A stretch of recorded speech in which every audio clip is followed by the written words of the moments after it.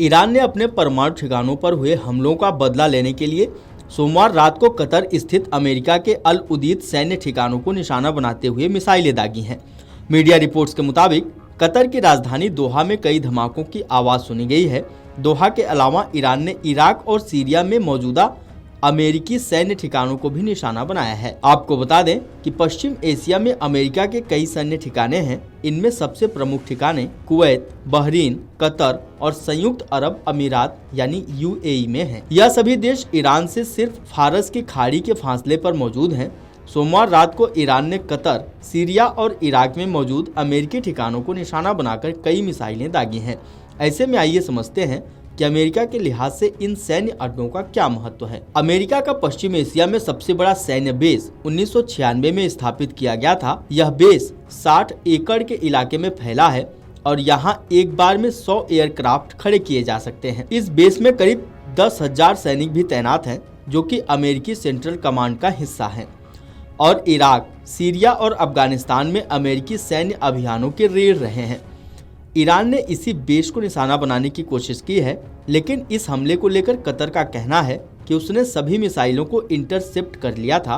Qatar के विदेश मंत्रालय के अनुसार 10 में से 9 मिसाइलों को नष्ट कर दिया गया, जबकि एक मिसाइल खुले इलाके में गिरी है। कतर ने बताया है कि इन हमलों में कोई भी हताहत नहीं हुआ है। अमेरिकी वायुसेना इन एयरबेस को हवाई अभियानों के लिए इस्तेमाल करती है। यह ठिकाना उत्तरी इराक और सीरिया में अभियान चलाने के लिए अहम है। अमेरिका इसके जरिए इन क्षेत्रों में मौजूद कुर्दिश लड़ाकों और इराकी सेना की मदद करती है। 2003 से 2011 के बीच इन एयरबेसों पर अमेरिका के 1,70,000 सैनिक पहुंच चुके थे। साथ ही इनके अलावा इराक में तब अमेरिका के 505 बेस हुआ करते थे, लेकिन 2024 के बाद से तब यहाँ इस्लामिक स्टेट के खिलाफ लड़ने के लिए अमेरिका ने सिर्फ 2,500 सैनिक ही छोड़े हैं, जो कि अंतर्राष्ट्रीय सेनाओं के साथ अभियान में हिस्सा लेती रही हैं। ईरान समर्थित समूहों ने गाजा संघर्ष शुरू होने के बाद इस क्षेत्र में मौजूद अमेरिकी सैनिकों को निशाना बनाया था। सीरिया के पूर्वोत्तर में अमेरिकी बेस को फसरक के रूप में जाना जाता है।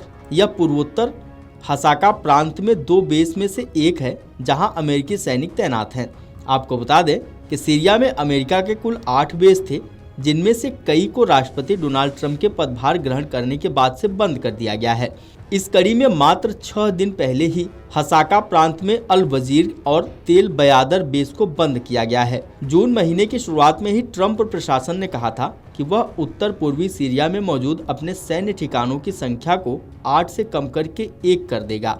वहीं अप्रैल महीने में एक अमेरिकी समाचार एजेंसी के अनुसार सीरिया में अमेरिकी सैनिकों की संख्या 2000 से 500 की कटौती की जा सकती है। आपको बता दें कि ईरान के शीर्ष सुरक्षा निकाय ने कहा कि अमेरिकी हमलों में जितने बम इस्तेमाल किए गए, ईरानी सशस्त्र बलों ने भी जवाब में उतने ही बम दागे हैं।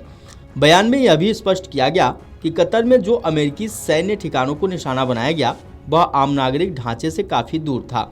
इसके साथ ही आश्वासन दिया कि इस कार्रवाई से उसके मित्र और भाईचारे वाले पड़ोसी देश कतर को कोई खतरा नहीं है। वीडियो डेस्क अमरउजाला.com। अगर आप ये वीडियो YouTube पर देख रहे हैं तो हमारे चैनल को सब्सक्राइब कर बेल आइकन दबाएं और Facebook पर देख रहे हैं तो हमारे पेज को लाइक करें। अगर आप ये वीडियो YouTube पर देख रहे हैं तो हमारे चैनल को सब्सक्राइब कर बेल आइकन दबाएं और Facebook पर देख रहे हैं तो हमारे पेज को लाइक करें।